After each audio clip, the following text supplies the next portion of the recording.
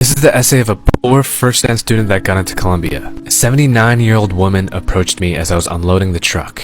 The gleaming twinkle in her eye was an indicator of her warmth. She handed me a warm plate of fresh snickerdoodle cookies as she introduced herself as our neighbor, living in the apartment right next door. Darlene ended up being that light in the dark that I needed to help me through a rough patch in my life. My mother and I were moving into the new apartment because of my parents' recent divorce. It was especially hard on me since my dad blocked us both on his phone and social media accounts, seizing any communication with us and turning my 3 older brothers against me and my mom.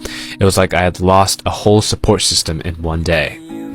With the many nights spent on the porch watching the sun disappear on the horizon, Darlene helped me understand that my brothers didn't hate me. They hated the narrative they were being told by my dad. My dad wasn't the best to me, and I thought it was because I was gay. She taught me that I should love myself because I am the only one who is always going to be me. Growing up in rural Oklahoma and being gay was hard. Being the only out gay kid for miles meant being stared at no matter where I would go, always receiving that sneer that made me feel like I wasn't wanted here. I don't even use the public restrooms at my high school due to the bullying I received. I often heard that I don't belong in the men's restroom, and if I ignored that, they would lose all sense of personal boundaries and climb over stalls to continue bullying.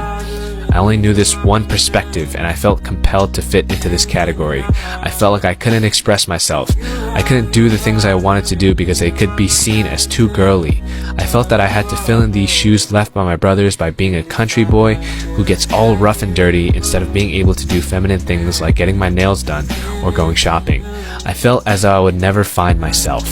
Darlene would tell me stories of growing up in a big city where differences and diversity were normal, and that I should embrace that side of me. These talks of grandeur in a big city made me yearn to move there so that one day I wouldn't always be the freak of the town, and I'd be able to go somewhere without always being stared at. As time went on, I realized Darlene's health was declining. I remembered walking into her apartment to see how she was doing like I do every day, and I found her on the floor. She had a stroke and broke her hip.